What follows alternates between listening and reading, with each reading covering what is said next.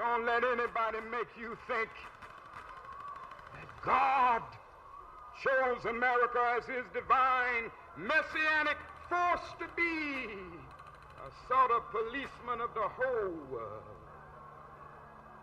God has a way of standing before the nations with judgment, and it seems that I can hear God saying to America, "You're too arrogant. And if you don't change your ways, I will rise up and break the backbone of your power."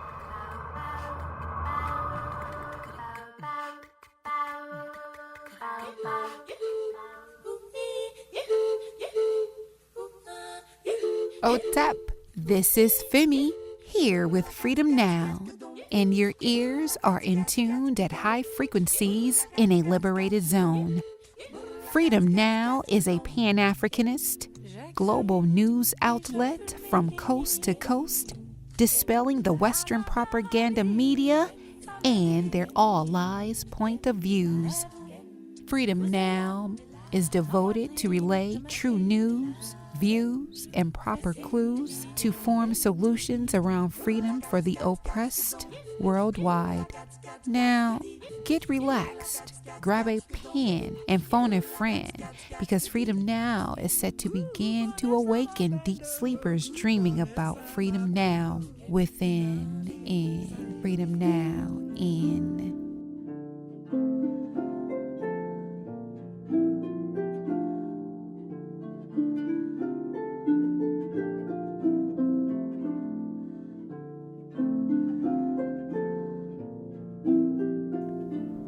Habari Gani. This is Sister Thage with Freedom Now's agenda for this Women's History Month Saturday, March 22nd, 2025. This hour, prolific author, radical historian, professor of African American Studies at the University of Houston, and Freedom Now co-producer, Dr. Gerald Horne interviews Cheryl Neely, sociology professor at Oakland Community College in Michigan, and author of the book No Human Involved, the serial murder of Black women and girls and the deadly cost of police indifference.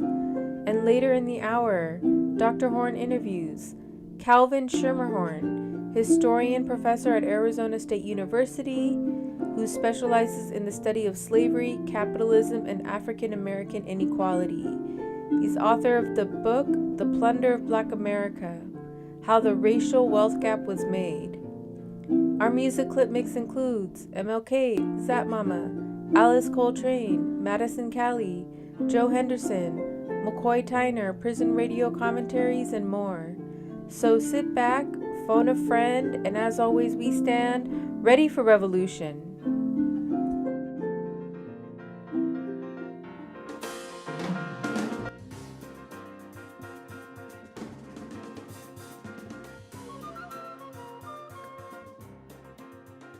For KPFK Pacifica Radio, this is Gerald Horne, and with me on the line is Cheryl Neely, sociology professor at Oakland Community College in Royal Oak, Michigan, and author of the book No Human Involved, the serial murder of Black women and girls and the deadly cost of police indifference.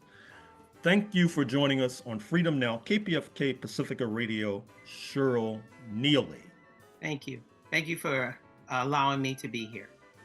And thank you for joining us. So why did you write this book? Well, I wrote this book because it's an offshoot from a first book that I wrote. The first book that I wrote was published in 2015. It was called You're Dead, So What? Media, Police, and the Invisibility of Black Women as Victims of Homicide.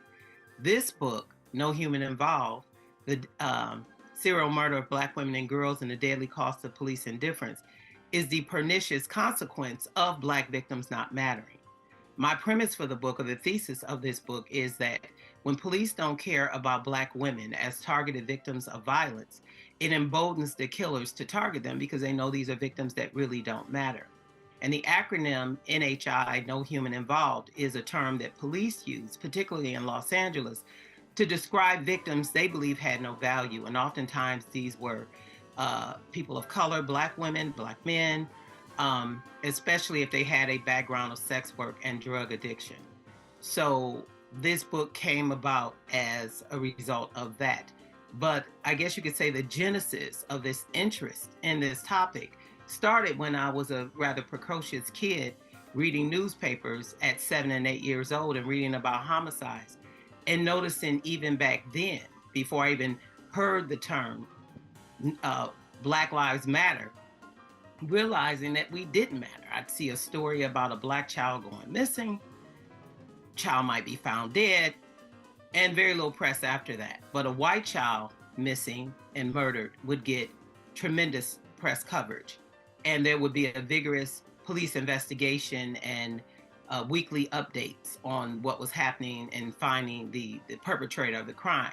I grew up in the 1970s, so there was a series of killings in Oakland County, an affluent county outside of the city of Detroit, where 4 white children were murdered. And they were called the Oakland County child murders. They're still unsolved. And there was, repeated and an unending coverage of those murders. And at the same time, Black children were dying in the city of Detroit. They were being kidnapped and murdered. And it didn't get that level of attention. So I always knew or felt like we didn't matter, even as a kid. And then when I'm in high school, a friend of mine and a schoolmate of mine, Michelle Kimberly Jackson, was brutally raped and murdered in 1984. I realized then that her case didn't get much coverage from the press. As a matter of fact, the police corruptly convicted a man, innocent man, of the crime. They forced a confession out of him. He spent almost 18 years in prison, while the real killer went free to continue to kill. And when they did finally catch him in 2019, he had confessed to 7 other murders.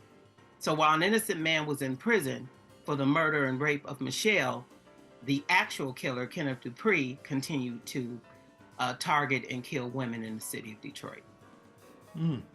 So you mentioned Los Angeles in your previous answer. Anything else to share with regard to the City of the Angels?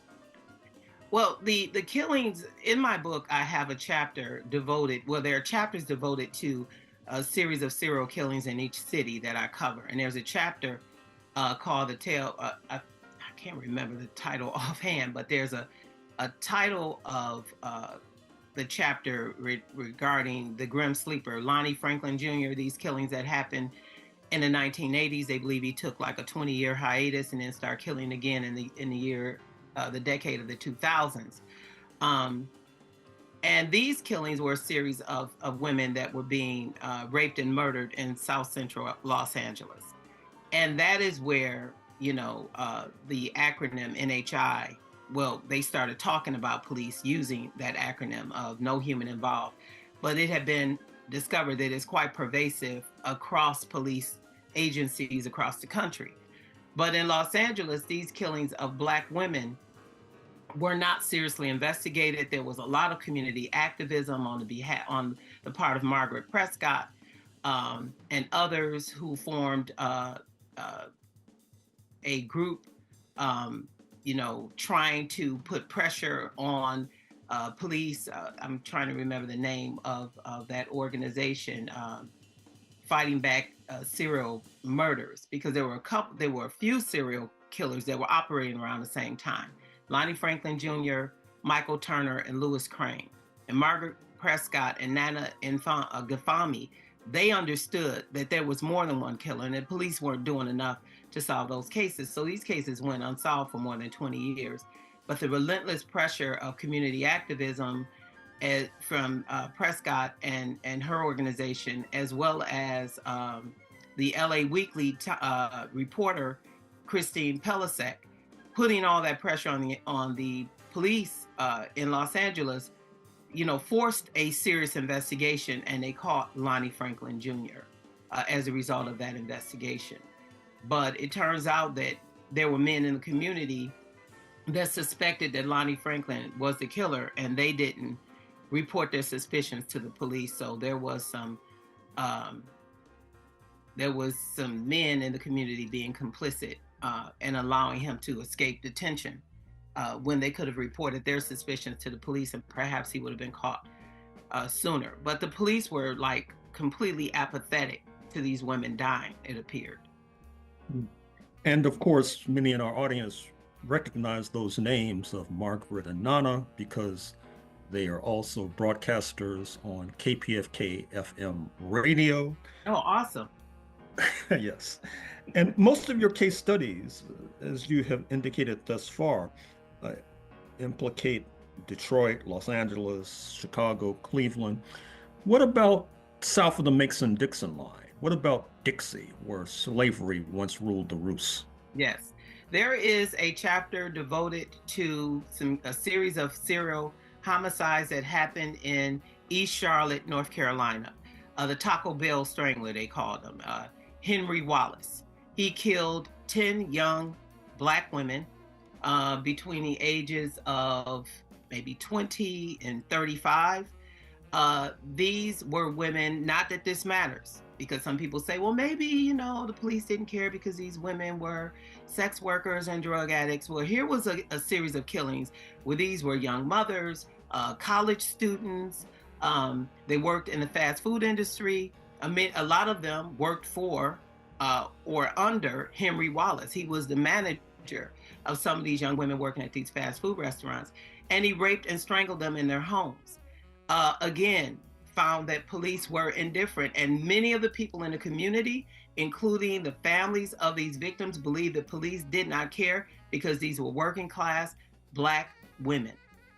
So some of the tentacles of Jim Crow segregation, of slavery, of the dehumanization of Black people, all of those elements appeared to be alive and well in the attitudes of police, who did very little to solve these cases for 2 years that these murders were going on.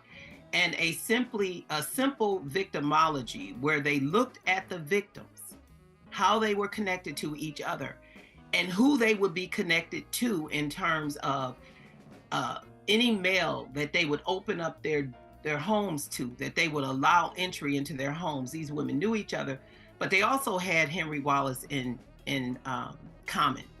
And police never did a simple victimology to draw the connections between these victims and their assailant. And one of the young women who was murdered, Shauna Hawk, her mother, Dee Sumter, a community activist who formed as a result of her daughter's murder, she formed an organization, Mothers of Murdered Offspring. She had lamented and raged that they wouldn't even see the connections that were so obvious that would have found Henry Wallace sooner. And the worst thing about that case and the others is that the police didn't even bother. First, they would deny that these were serial killings, which meant they wouldn't form a task force that involved the FBI, the county sheriff department, as well as the detectives directly responsible for the investigation. So they'd have to form a task force, and also alert the community that there were a man or men, targeting women in that community, so the victims, potential victims, could be forewarned. They did none of that. And as a result of that, some of these young women didn't even know these things were going on until, the bodies began to pile up and the community started alerting people to what was going on. But that alert didn't come from the police. The warning came from community activism going on in these neighborhoods. What about media indifference? That seems to be a through line in your book, Professor Neely. Well, my first book, You're Dead, So What, focused primarily on media, and then I brought in the law enforcement lens. But media indifference, the thing you have to understand is that there is a symbiotic relationship between police and media. They work together, but they also sometimes get in the way of each other. So there's this kind of push and pull relationship. Media really doesn't pay a lot of attention to violence that police are indifferent to. So there were times when victims' families would go to the media hoping that if the police weren't going to file a missing persons report or seriously look for their missing loved one, they would go to the media to try to alert the media to get the public's attention about these cases. And media would contact police, and police would basically say, well, we believe this is a runaway or whatever the case may be, and media wouldn't follow up. So that indifference was also present in media. But there were times when media, would be sympathetic to the victims' families, and then they would put pressure on police to do more about it. They would start reporting that people were missing, that there appeared to be a serial killer, and it forced police to respond to those claims, to respond to those accusations. But media is a force for change, and media can put pressure on police in ways that unfortunately victims' families, especially when they're Black families, when they're unable to, media can step in and be that champion for the victim's family. But oftentimes they exhibit the same indifference that police do. In your subtitle, the subtitle of your book, Cheryl Neely, is a reference to Black women and girls. Yes. Are there age differentials with regard to the victims? That is to say, are there more girls being slain in your study, or? I would say that there are more women, but there were girls and that were victims of murder. For instance, my friend Michelle was 16. In Los Angeles, there was Princess Berthomew, who was 15, who was the first victim of Lonnie Franklin Jr. when he came out of his hiatus in 2002, I believe it was, or 2005, when she was the first victim he killed after they believe he took a break from his slayings of Black women. Margaret Prescott and Nana Gafami never believed he took a break, but police believed he did. It's interesting when they didn't believe initially that these were a series of serial killings. But some of the victims were as young as 15, but most of my victims tended to be in the age group of the 20s to early 30s. There were some victims that were older than 40, but most of them tended to be between the ages of maybe 21 and 35. But there were a few teenagers that were killed. Oh, and in Boston, there were at least 4 victims, because Boston is the first chapter I deal with, a series of murders in the 1970s Boston. At least 4 of those victims of the 11 slayings I covered there were teenagers. So they were between the ages of 15 and 19. What about the culprits? Are they strangers who are killing these Black women and girls? Is there partner violence? Is there police violence? Well, in the cases of Lonnie Franklin Jr. In Los Angeles, some of those victims knew him or dealt with him because they were crack addicted. A lot of these women had a background of crack addiction, and they knew him from the neighborhood. So he would at times accost them for, sexual favors in exchange for crack cocaine. So they knew him in that sense. Anthony Sowell in Cleveland, Ohio, who murdered 11 women and buried them in his home and in his backyard. Most of these women were vaguely familiar with him. Again, he was addicted to crack. They were addicted to crack. And from time to time, some of those women would smoke crack with him and exchange sex with him for crack. But some of those women were strangers. Henry Wallace knew all of his victims. One of the things that I talk about, and in Boston, some of those young women were in fact murdered by men they were in relationships with, some a neighbor, and a lot of those cases weren't solved. But one of the statistics I uncover in my research is that Black women, more than any other group, are more likely to be murdered by someone she knows, an acquaintance, a partner, an ex-partner. So it's not unusual for Black women to die at the hands of men that they are familiar with in some way, even if they're just kind of loosely acquainted with them as a neighbor or someone they know from the neighborhood, may not have a friendship with, but they know him in some way vaguely. But most Black women who are murdered are in fact murdered by men that they know. In this monumental study, Cheryl Neely, you raise many profound questions, which leads us inevitably and finally to the ultimate question: what is to be done? I grapple with that question a lot of times, because I did a book event yesterday, and that question was posed to me. And when it comes to Black to women in general dying violently.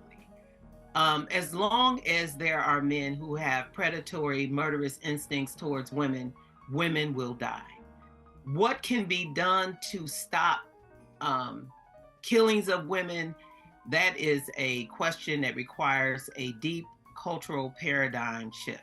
However, in the cases of police doing more and media doing more, it is simply recognizing the humanity of these victims. If their lives don't matter, their deaths don't either. So until Black lives matter, Black murders won't matter, Black homicides won't matter.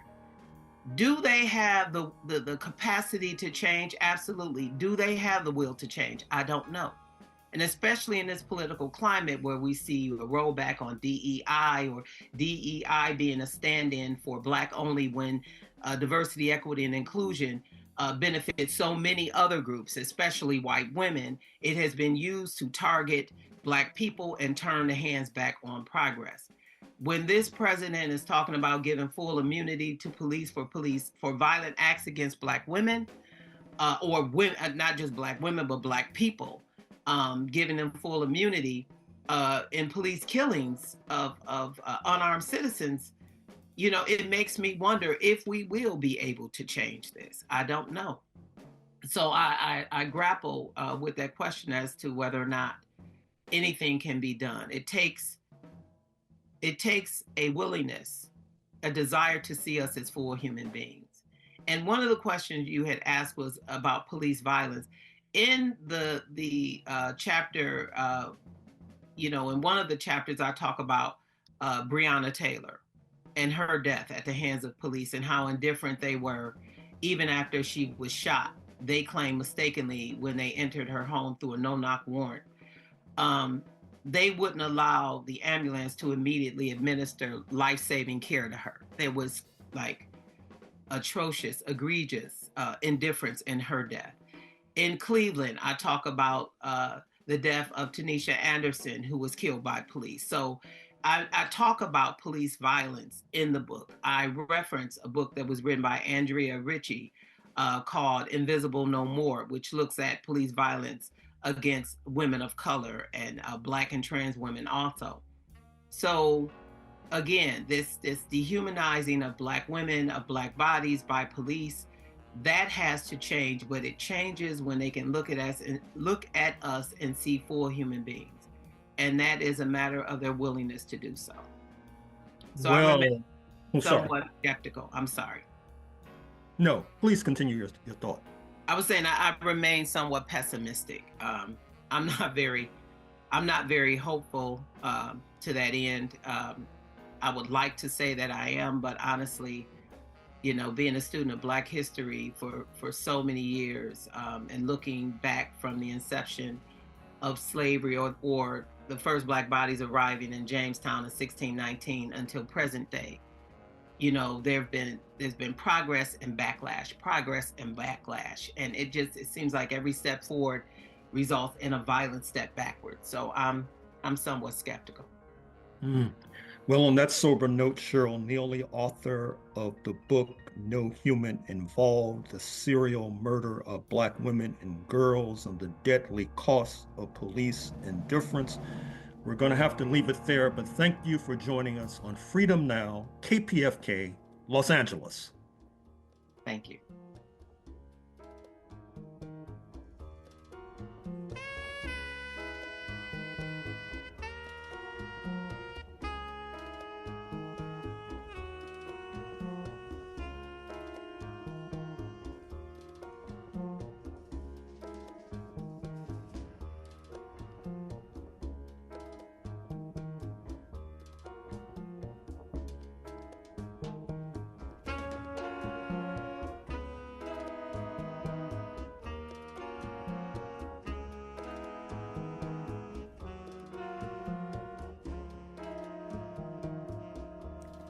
And now we go to our prison radio commentaries.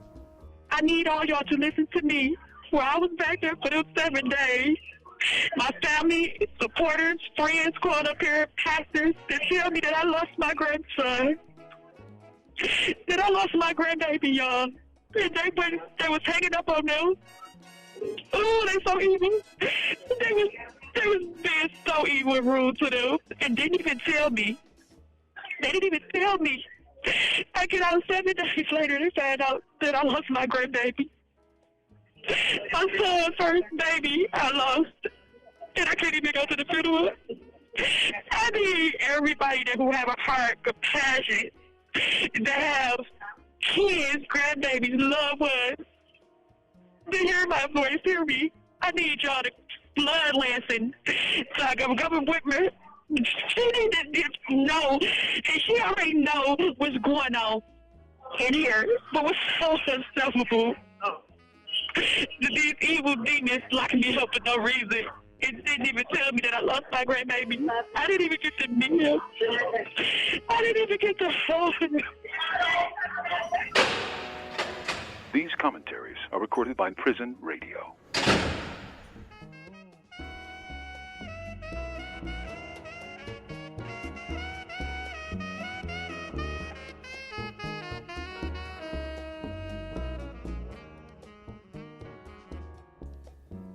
And now Mumia Abu-Jamal speaks on Black Panther artist Emery Douglas. Hey brother, I remember you with sheer joy because every time I saw you, there was a smile on your face. You were chewing bubble gum like it was going out of style. And you were either working to create a piece of art or working to reproduce it so it could be put on the cover of probably the most famous revolutionary newspaper of the 1960s, the Black Panther. You were a marvel then. You are a marvel now. And I remembered you with such warmth. When I worked at National, you were one of my heroes as an artist, as a cultural figure. And I thank you for being Emery Douglas. And I appreciate you, and I admire you, and I love you. This is Mumia Abu-Jamal.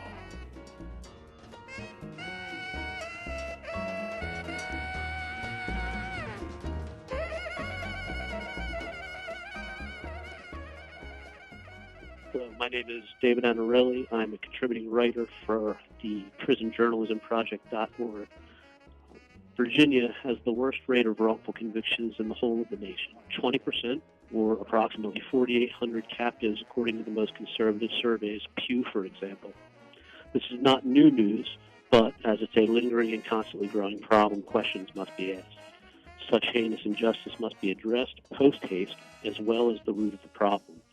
The root of the problem is the statewide corruption seated deep in the courts, but even more so in the offices of Virginia's Commonwealth attorneys.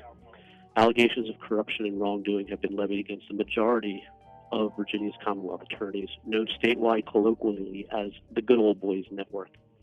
They have weaponized the law to be self-serving and have equally weaponized the citizens' lack of knowledge and understanding of the law, which in Virginia is archaic, muddy, and contradictory on the best of days.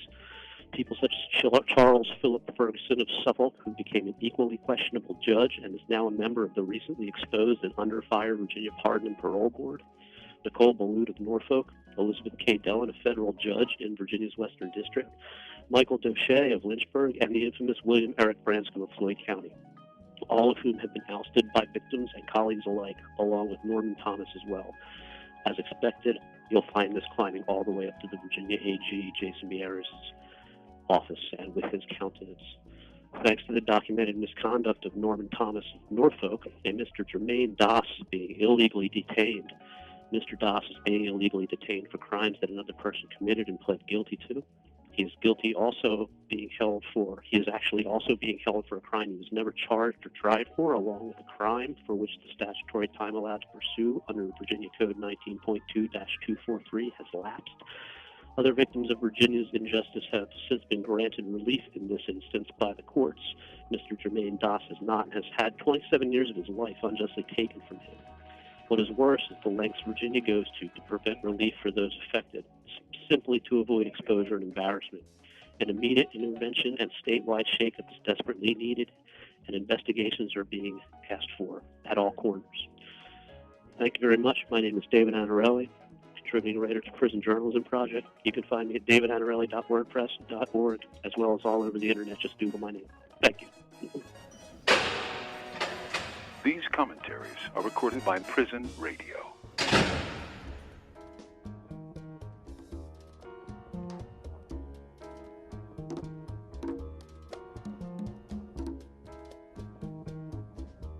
This is Uhuru Rowe, speaking to you live from the belly of the beast in the Commonwealth of Virginia. Today, I will be speaking about how some of the policies that Trump and his cohorts are implementing that are having real impacts on the people connected to people who are incarcerated. My partner, the love of my life, was recently laid off from work. And the reason why she was laid off from work is because of one of Trump's policies, which is the suspension of the refugee resettlement program and all funding for refugee resettlement programs. And so my partner works for a nonprofit that provides refugee resettlement programs. And so she was recently laid off of work because the nonprofit that she worked for had to shut its doors, it had to shut down. And so she, along with all the other employees, were laid off. And so now that's impacting my relationship with my partner because it's creating a lot of stress, it's creating a lot of tension. It's really making her sad. And when she's sad, I'm sad. And so there's a possibility that she may have to give up her apartment and move all the way back to North Carolina, which is going to add further strain on our relationship because up to this point we were visiting with each other every other weekend. And so now is the time where reentry crowdfunding is really important because she just simply don't have the funds to contribute to it the way that she used to. So a comrade created a link tree for me, and the link tree is Uhuru Reentry, where you can go and find 3 ways where you can donate to my reentry, and that's a Chuck crowdfunding platform, there's a Patreon platform on there, and there's also an Amazon wishlist. And so, yeah, it'll be very helpful in this very uncertain time that we're living in. If people can go and donate whatever they can, no amount is too small, and anything that's donated will be very helpful. Thanks for listening. These commentaries are recorded by Prison Radio.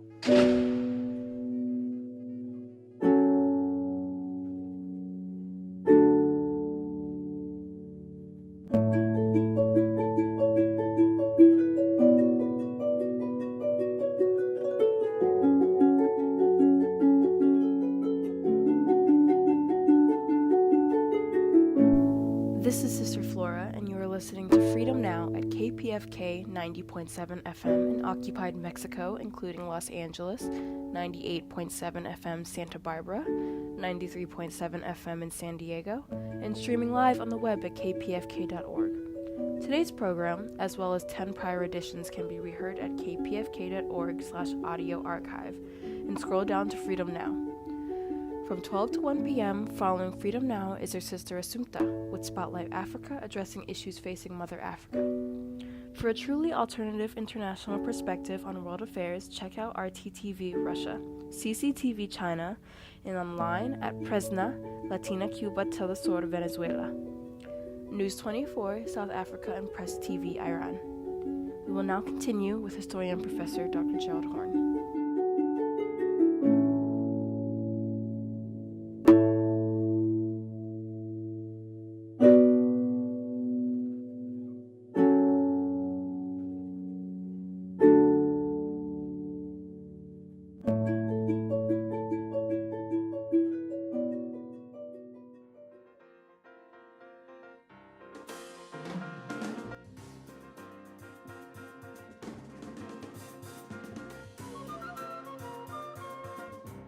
For KPFK Pacifica Radio, this is Gerald Horne, and with me on the line is Calvin Schermerhorn, professor at Arizona State University and author of the book, The Plunder of Black America, How the Racial Wealth Gap Was Made. Thank you for joining us on Freedom Now, KPFK Los Angeles, Calvin Schermerhorn. Thank you. It's a pleasure to be here. It's a pleasure to have you. So why did you write this book? I have been studying African American enslavement over a course of 16 or so years, and at grad school before that. And every time I got to an endpoint in that research, I wondered what happened next. We have this narrative that 1865 or 1863 was this emancipation moment, and that Reconstruction did what it did to kind of level the playing field. We know how it ended. But then what happened after? What happened in the next generation? So when I went about writing this book, I thought, all right, how do we link today's racial wealth gap to the big picture of American history?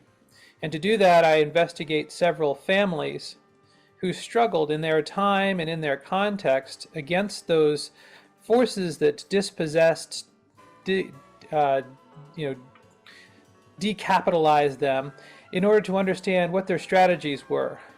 And the main argument of the book is that whenever African Americans gained a little bit of wealth, got a little bit of a leg up, the rules changed, the economy changed to throw up new disadvantages.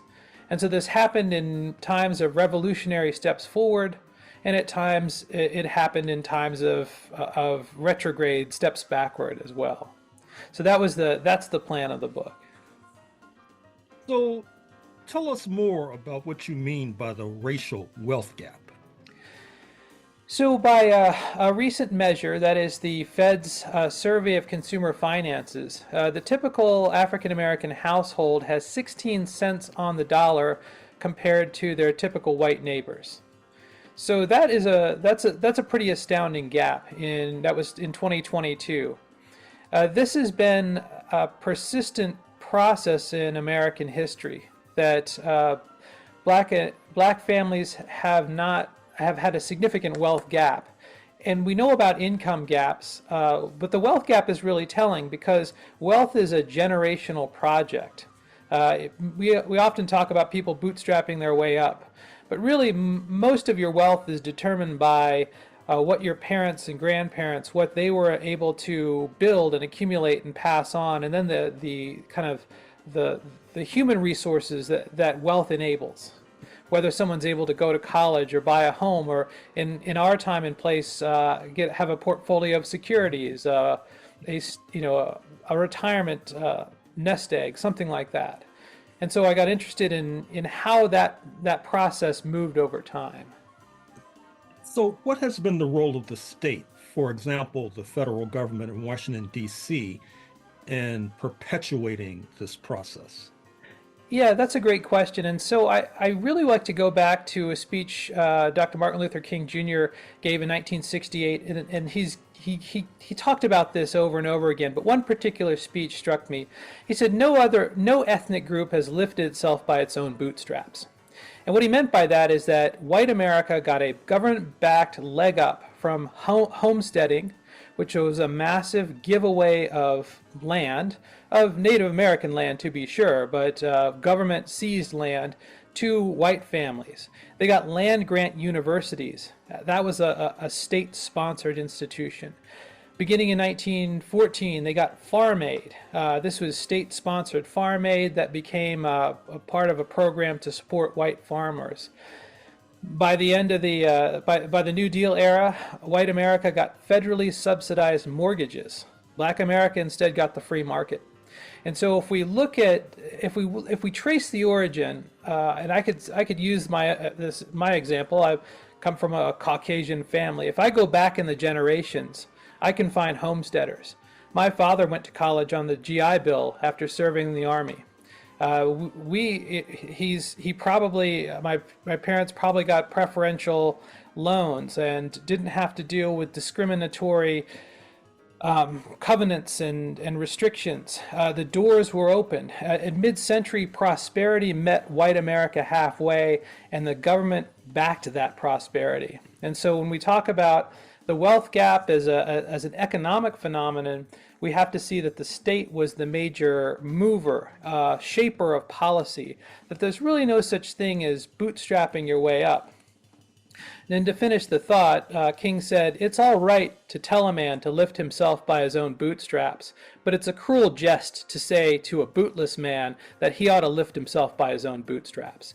And so I think that's where we have to enter the conversation, to be cognizant of just how wealth is created and maintained and passed on in the United States. And that's why using the racial wealth gap as a measure of equality, I think, is a salient point, especially if we talk about things like diversity, inclusion, and equity, and these sorts of issues. Are there any gender angles that we should be familiar with? Yes, and so the book begins and ends with female subjects. In the 17th century, Mary Johnson, and in the 20th and 21st century, Rochelle Sanders Prater. And so the book really looks at, it tries to pay attention to the gendered angles of how especially Black women have used strategies to overcome the obstacles. Often that work is unseen and underappreciated. But if we look at Miss Prater's story, she got a degree in engineering at Southern University, went into aerospace, and had to confront obstacles that were particularly troublesome as a Black woman in aerospace in Los Angeles in the 1980s. And so if we look at things like health disparities, we can't ignore the fact that Black women have been particularly adversely affected by the Dobbs decision, by the hostility to providing women's health care.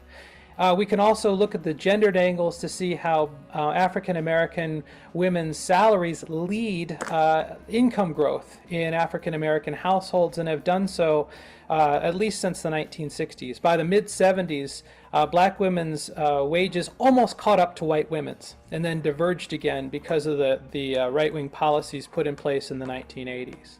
So there's absolutely a gendered angle to this. Now, you mentioned Mary Johnson. Talk to us about Anthony and Mary Johnson. Thank you. Yes, Anthony and Mary Johnson's story begin the book. They were two Angolan captives, and so they were Ndongo citizens. They were Kimbundu speakers who were living in what is present-day Angola. The Portuguese were undertaking a colonial project in that part of the world in the early part of the 17th century, and together with some militants, the Imbangala, were capturing people in the hinterland of Luanda. Mary and Anthony Johnson were captured, were branded on the breast and on their shoulder with stamps from the Portuguese government and from their captors, put aboard a slave ship called the San Juan Batista among 350 other captives, and underwent the Middle Passage. This must have been a grueling journey. A significant portion of the human cargo perished on that Atlantic crossing. And just as they were about to arrive in what is today Mexico to be sold to Spanish mine owners and other enslavers, two English captain pirate ships showed up, fired on the San Juan Batista. Maybe they were thinking they were firing on a treasure ship, but it turns out that they were the prize that they captured was human cargo. These two ships were the Treasurer and the White Lion, and they both raced back to home in the Chesapeake. And we know the story of the White Lion and the Treasurer because the White Lion sold 20 or so African-descended people for food and provisions in the summer of 1619, and these are the first recorded Africans in English colonial Virginia.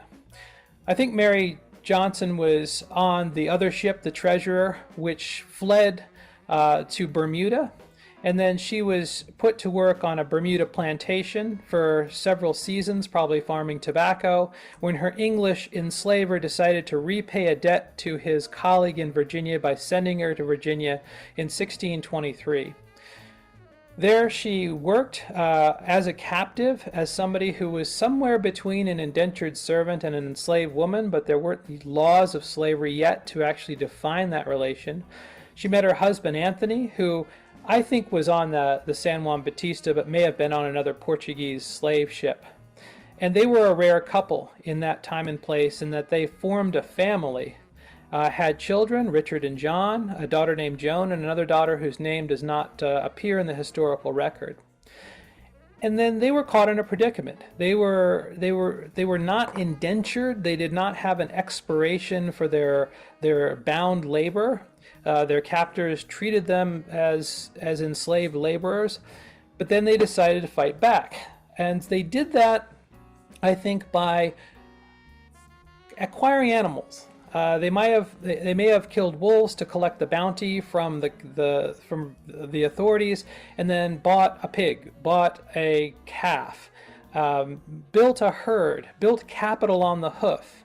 And they probably did this over a number of years in a time and a place where Angolan people in Virginia could ranch their own livestock. In that time and place, you didn't fence in livestock like you do today. You fenced them out of your pastures and your fields. And so the pigs, the swine, the cattle could fare okay for themselves. Now, by the 1640s, we think that they had used that wealth accumulation to leverage something like a freedom deal from their enslavers. And they moved to the eastern shore of Virginia, which had more open ranch land, was more sparsely populated. They took the name Johnson, probably as a nod to a patron. And by the 1650s, they'd leveraged this capital on the hoof into enslaved or bound workers whom they could then enter as head rights for 50 acres of land each. So by the 1650s, Mary and Anthony Johnson were setting up as Angolan planters on Virginia's eastern shore. They took white neighbors to court and won, and they managed to get out of a predicament that Virginia was kind of imposing on black people. They passed a tax in 1643 that specifically fell on African-descended women, whom they assumed were in the fields and were taxable. White women were exempt from this tax because it was assumed that they were their householders and mothers and were doing domestic and not field labor. When the Johnson family's property burned in 1653, a portion of their property burned in a fire. They said, "We're on the financial skids." They petitioned the court. They said, "We would like you to exempt Mary Johnson and our daughters from this black tax." And the county agreed. It said, "You have been citizens," they didn't say citizens, "you've been residents here for 30 years. You are above board. You are making an economic go of things. We will treat you as honorary white ladies and exempt you from the tax." So that's the 1650s. Their sons become independent farmers and planters who enter head rights of bound laborers. And so you have a situation in which John Johnson, an second generation Angolan American, is the master of white indentured servants, making his tobacco, making his fortune. And this is the situation in which this family finds itself by the 1650s. Then things change. By the 1660s, their neighbors turn on them. They start to sue them. They start to accuse them of crimes they probably didn't commit. And they try to extract the land. And so this happens in a couple of ways. One time when Richard Johnson is away from his 50 acres, probably working on a carpentry job, a man named Pippin, a former indentured servant, comes in, squats on his land, then claims it's his, and the court agrees. In another instance, we have neighbors, the Parkers, who give aid to an African-descended enslaved person named John Kazor or Kazara, and the Johnsons go to court over it. The Johnsons win initially, but the Parkers end up kind of turning on them and grabbing their land. To make a long story short, after so much pressure from these white neighbors, the Johnson family moves into Somerset County, Maryland, over the border, also on the eastern shore. And after Anthony Johnson dies in 1670, a probate court decides that Johnson was a Negro, in their words, and by consequence an alien, and therefore the land is not passed to his heirs. the land's confiscated and becomes the property of the Parkers, who are his white neighbors. So here we see a family who arrives at the beginning of this colonial project in Virginia, who rises up through their own hard work and bootstrapping, if you like, becomes planters. They become enslavers. This is the only game in town. But by the 1670s, they've been hounded off their land, and the powers that be have decided that you cannot have African-descended people in the planter classes.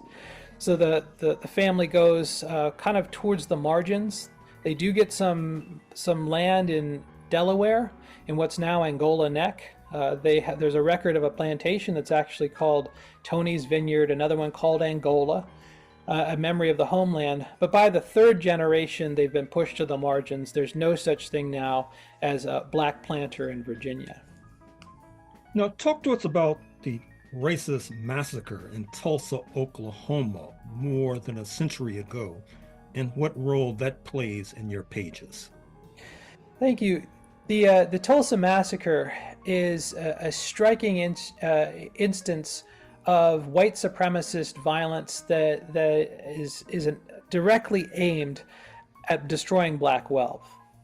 And so in 1921, the home mortuary company, owned by Hartwell Ragsdale and his wife, come under attack. So this beautiful June morning in 1921, Hartwell Ragsdale is trying to gather up the valuables from the home mortuary company on Greenwood Avenue in Tulsa.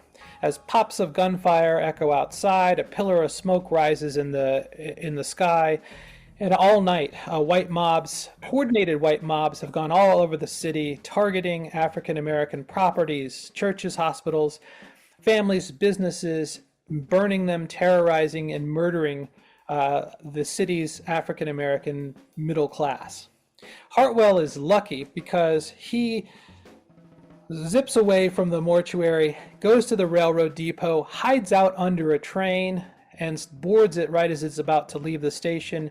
He makes it to Wichita, Kansas, where there's another branch of the family business, the home mortuary company.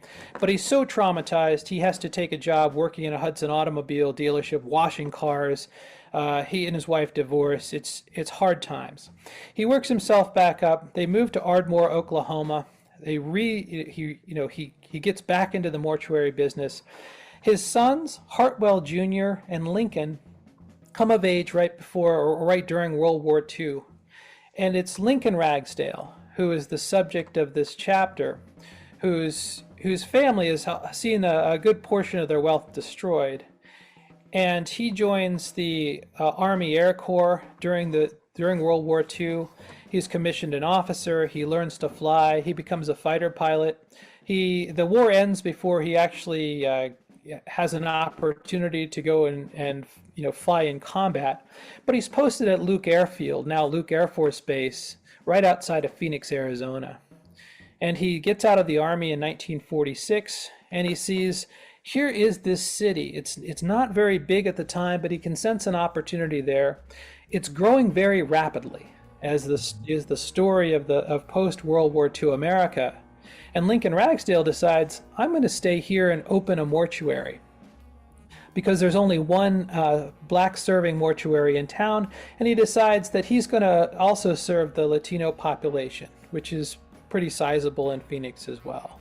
And so this chapter then follows Lincoln Ragsdale's career as a business person, as a civil rights leader, and also someone who tried to shape this city that was growing very rapidly by breaking boundaries, by moving into an all-white suburb and suffering the consequences for that, by moving into the insurance business to expand his business portfolio. Also, he's going into home construction. He's becoming a builder, and I can tell that story in a little more detail if you'd like to. But the question about the Tulsa massacre was where was the question, and that unambiguously showed the power of white racist violence to destroy an entire community. And we have to understand that in the wake of the Tulsa massacre, and your listeners are maybe familiar with this history, this destroyed about $100 million worth of African American wealth. Insurance companies did not pay the claims. They simply ignored them. They said, well, there's no reason to believe that this is anything but an accident because authorities hadn't charged a single white person with any crime. The federal government, in air quotes, investigated the Tulsa massacre and decided, well, there's nothing we can do. And so this was violence with impunity, and violence that really set the tone for this, for the age, for the 1920s. Finally, Calvin Schermerhorn, professor at Arizona State University, author of the book, The Plunder of Black America. What's next on your research agenda?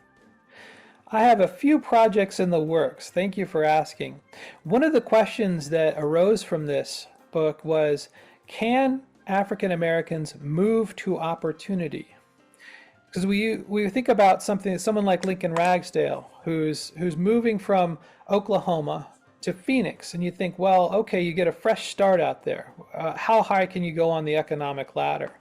And this is a theme in African American history, right? If you're in a place where the constraints, the structural obstacles are so much that you cannot realize your potential, you cannot rise much above subsistence level, you can't break through, let's move somewhere.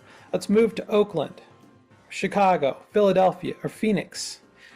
But what we see then after that initial move is certainly a rise compared to where one was from, but then the obstacles are quickly reinvented. Whether it's through redlining in places like Phoenix or Oakland or Los Angeles or pick your city, employment discrimination, the kinds of things that the scholar Keeanga-Yamahtta Taylor calls predatory inclusion. Yes, you can buy a home, but it's going to be with a predatory loan. It's going to be in a certain neighborhood. You're not going to see your nest egg grow the way it would in the suburbs. So all these things are swirling in my thoughts. I'm thinking, let's investigate what happens to the next generation who moves to opportunity. And so that's one of the books I'm planning. The other one is tentatively called Empire of Slavery, and how the Louisiana Purchase was the gateway to a white supremacist nationhood. So if you want to think about how did we get to the era of manifest destiny, how did we get to the era of white nationalism really becoming a part of a core of the American political project, I think it is in the process that the Louisiana Purchase set in motion. And so it looks at the financing of the purchase, and it looks at some of the ramifications, and it also looks at the British bankers who bankrolled the Louisiana Purchase and then came back in the next generation and financed the growth of slavery in the American South. Well, Professor Schermerhorn, we're all looking forward to those projects. Author of the book, The Plunder of Black America. Thank you for joining us on Freedom Now, KPFK, Los Angeles. Thank you so much for having me.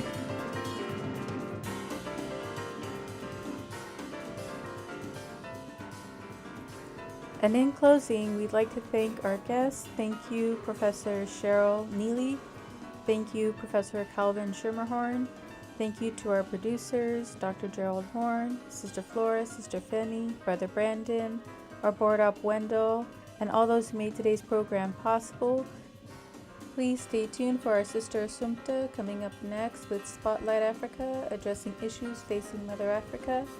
Signing off for Freedom Now, this is Sister Thage. And until next week, as always, we stand ready for revolution. We state these facts only to let you know that those of us who are revolutionary, Pan-Africanists, is not because we love revolution. It is historically determined, and we have no alternative but to follow history and to use history for the benefit of our people. Power to the people. Power to the people.